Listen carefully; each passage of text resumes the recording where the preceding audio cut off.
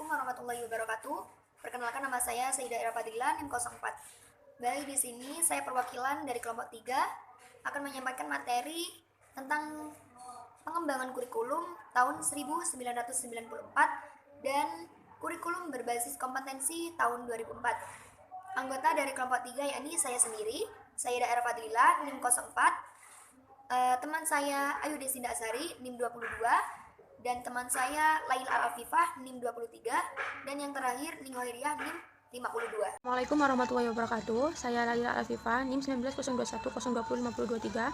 Di sini saya akan sedikit menjelaskan tentang sejarah kurikulum 1994 dan kurikulum berbasis kompetensi tahun 2004. Yang pertama, sejarah kurikulum 1994. Kurikulum ini diartikan sebagai dokumen atau rencana tertulis mengenai kualitas pendidikan yang harus dimiliki oleh peserta didik melalui pengalaman belajar.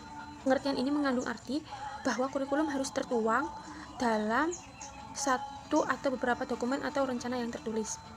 Dokumen atau rencana yang tertulis itu berisikan pernyataan tentang kualitas yang harus dimiliki oleh seorang siswa yang mengikuti kurikulum tersebut. Pengertian kualitas pendidikan di sini mengandung arti bahwa kurikulum sebagai dokumen merencanakan kualitas hasil belajar yang harus dimiliki oleh peserta didik, kualitas bahan pendidikan yang harus dipelajari oleh peserta didik, kualitas proses pendidikan yang harus dialami peserta didik. Kurikulum dalam bentuk fisik ini seringkali menjadi fokus utama dalam setiap proses pengembangan kurikulum karena menggambarkan ide atau pemikiran untuk mengambil sebuah keputusan yang digunakan sebagai dasar bagi pengembangan kurikulum sebagai suatu pengajaran. Kurikulum 1994 dibuat sebagai penyempurnaan dari kurikulum 1984. Terjadinya perubahan kurikulum 1984 ke kurikulum 1994 sesungguhnya juga dimaksudkan untuk lebih memberikan bekal bagi siswa ke arah penguasaan ilmu pengetahuan dan teknologi dalam upaya membentuk peserta didik yang maju dalam era globalisasi saat ini. Lalu yang kedua, sejarah kurikulum berbasis kompetensi 2004. Kurikulum ini lebih mengacu pada aspek-aspek yang harus dicapai oleh siswa di sekolah. Akan tetapi ada permasalahan pada kurikulum ini karena timbul kekacauan bila dikaitkan dengan alat ukur kemampuan siswa, yaitu dengan adanya ujian akhir semester atau ujian sekolah masih berupa soal pilihan ganda. Seharusnya ditekankan pada praktik dan soal-soal esai yang mampu menjadi tolak ukur dalam seberapa besar pemahaman dan kemampuan siswa. Kurikulum 2004 yang menekankan pada pencapaian tujuan pembelajaran pada tahun 1975 sampai 1994 berimplikasi pada penguasaan kognitif lebih dominan. Akan tetapi masih kurang dalam penguasaan keterampilan, sehingga lulusan pendidikan saat ini tidak memiliki kemampuan yang memadai, terutama yang bersifat penerapan atau praktek, sehingga diperlukan kurikulum yang mengacu pada upaya penyiapan individu yang mampu melakukan perangkat kompetensi yang telah ditentukan. Implikasinya adalah perlu dikembangkan suatu kurikulum berbasis kompetensi sebagai pedoman pembelajaran siswa. Perkenalkan, nama saya Sayyidah Ira Fadila, NIM 04. Baik, di sini saya akan menjelaskan tentang penilaian dalam kurikulum 1994 dan kurikulum berbasis kompetensi tahun 2004. Penilaian merupakan sesuatu yang penting bagi guru untuk memberikan umpan balik apa yang diperlukan siswa untuk menyempurnakan proses pembelajaran. Untuk penilaian pada kurikulum 1994 ini ada 3. Yang pertama, penilaian tertulis, kedua penilaian lisan, dan ketiga penilaian perbuatan dan penampilan. Selanjutnya, penilaian dalam kurikulum berbasis kompetensi tahun 2004. Yang pertama, penilaian dilakukan oleh guru untuk mengetahui tingkat penguasaan kompetensi yang telah ditetapkan, bersifat internal, bagian dari pembelajaran juga, kemudian sebagai bahan untuk meningkatkan mutu belajar. Yang kedua yaitu berorientasi pada mutu belajar. Yang terakhir yaitu penilaian dilakukan melalui sistem proyek performance.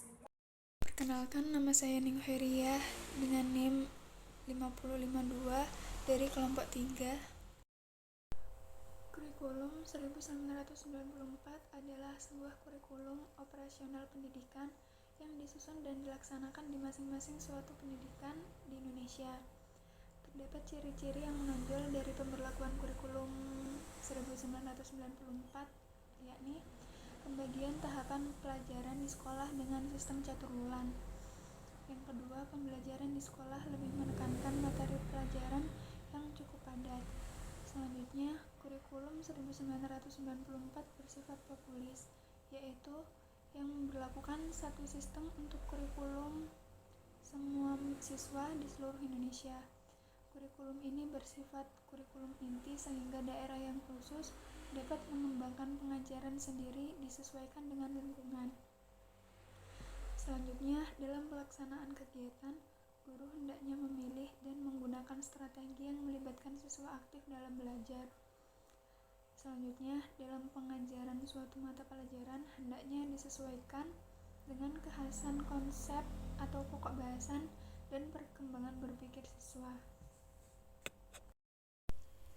Kurikulum berbasis kompetensi 2004 menekankan pada mengeksplorasi kemampuan atau potensi peserta didik secara optimal. Terdapat ciri-ciri kurikulum berbasis kompetensi 2004, yakni yang pertama, menekankan pada ketercapaian kompetensi siswa baik secara individual maupun klassikal. Yang kedua, berorientasi pada hasil belajar dan keberagamaan. Yang ketiga, penyampaian dalam pembelajaran menggunakan pendekatan dan metode yang bervariasi. Dan yang terakhir, sumber belajar bukan hanya guru, tetapi juga sumber belajar yang lain yang memenuhi unsur edukasi. Assalamualaikum warahmatullahi wabarakatuh. Saya Ayu Desinda Asari dari NIM 1902 1020 5022. Yang selanjutnya ada kelebihan dan kekurangan kurikulum 1994 dan kurikulum KBK 2004. Yang pertama ada kelebihan kurikulum 1994. Yang pertama yaitu penggunaan strategi yang melibatkan siswa aktif dalam belajar. Yang kedua, pengajaran dari hal konkret ke hal abstrak. Yang selanjutnya ada kekurangan kurikulum tahun 1994. Yang pertama yaitu aspek terlalu padat. Yang kedua, materi yang terlalu sukar. Yang ketiga, sistem pengajaran satu arah. Yang keempat, pengulangan materi yang sulit. Dan yang terakhir, beban belajar siswa terlalu berat. Dan yang selanjutnya ada kelebihan kurikulum KBK tahun 2004. Yang pertama yaitu adanya komunikasi dua arah. Yang kedua, pembelajaran berpusat pada siswa. Yang ketiga, metode yang bervariasi. Dan yang terakhir, sumber belajar yang bervariasi. Dan yang terakhir ada kekurangan kurikulum KBK tahun 2004, yaitu kurangnya sumber manusia yang potensial dalam menjabarkan KBK. Dengan kata lain, masih rendahnya kualitas seorang guru. Karena dalam KBK, seorang guru dituntut untuk lebih kreatif dari siswa. Terima kasih.